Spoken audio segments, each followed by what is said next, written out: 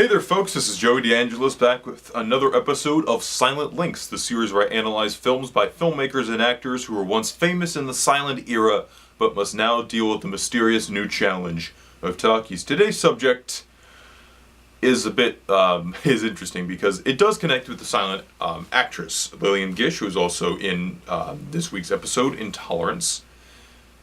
And also this film shares some interesting resemblances to German Expressionism and D.W. Griffith. But let's talk about the film for a bit. A false preacher, who's basically a serial killer, played by Robert Mitchum, finds that two young children have thousands of dollars that they got from their father who robbed a bank, who is now dead, and now is trying to go after those kids for the money. It's it really is kind of a ride during part of this movie. Let me just note a few things of interest in the movie. Number one, Robert Mitchum is amazing. Like, he is genuinely one of the creepiest villains you'll ever see in any movie, because he fully believes what he's selling. It's not like one of those, guys who just, killing people just to have money. He's looking up, to God and saying, "Thank you, Lord, for, all these widows that I've, basically," he doesn't directly say, but all the widows I've killed. He says it in a, more coded and shaded sort of way. And he really is crazy. He's just like, my knife is my sword. It's just like, what is this guy saying? And even one point when he's got the kids and he looks up and he's like, "I hear the Lord."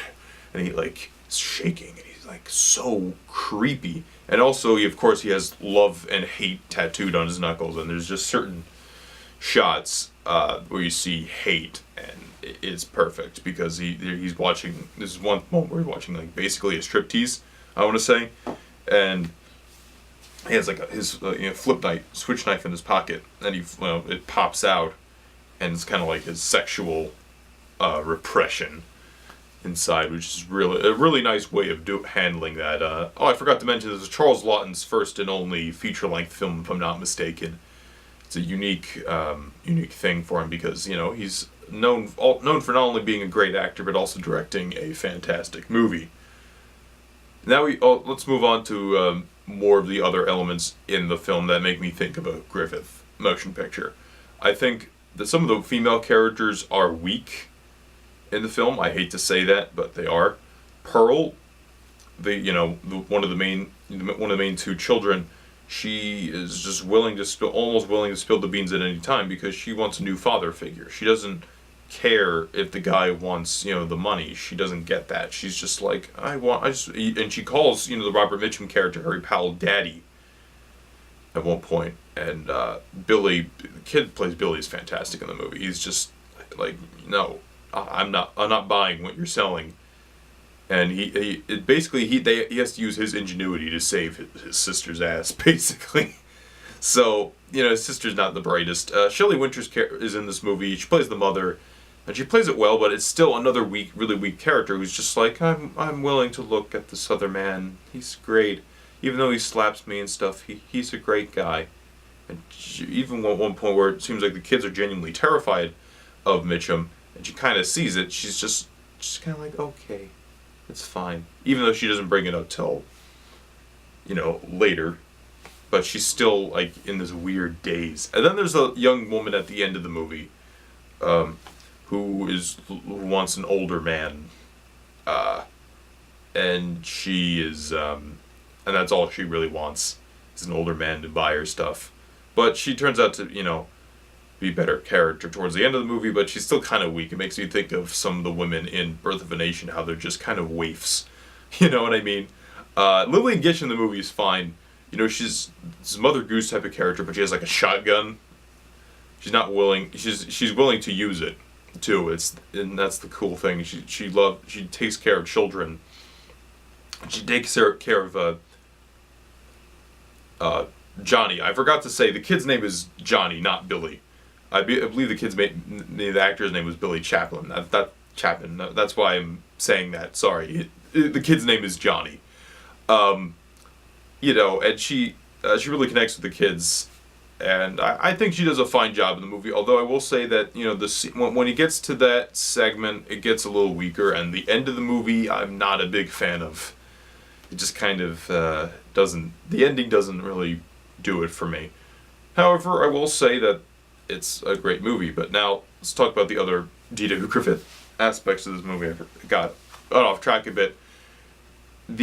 Sometimes the use of animal shots. There's some shots in Birth of a Nation where it's just like shots of animals, like cats, dogs, and there's like a squirrel. This one on the riverboat, they use some animal shots that are, that are there for the, I guess, emotional journey of these children trying to float down the river.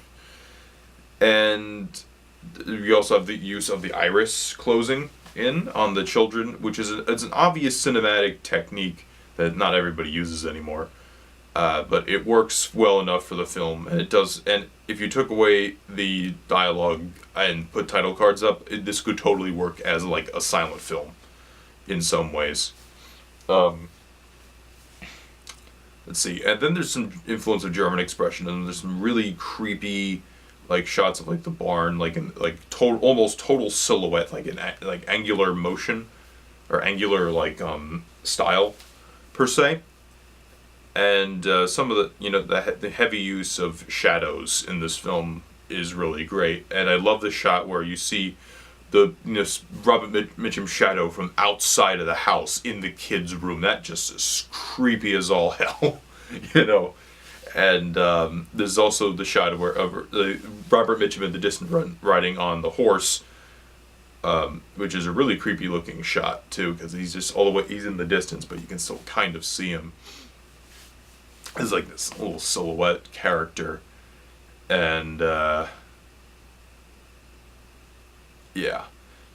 so I think this is a pretty fantastic movie. Got some fine performances, particularly from Billy Chaplin, Robert Mitchum, and William Gish. Cinematography is gorgeous. It's influence of Griffith and German Expressionism, and I'd say check it out. It's got a really nice edition of the Criterion Collection, by the way. I know sometimes it's like I'm a plug for the Criterion Collection marketing campaign, but I genuinely enjoy their stuff. So that's it for this installment of Silent Links. I'll check you guys out later this week for Intolerance, the 54th episode of Silent Film Saturday. See you later.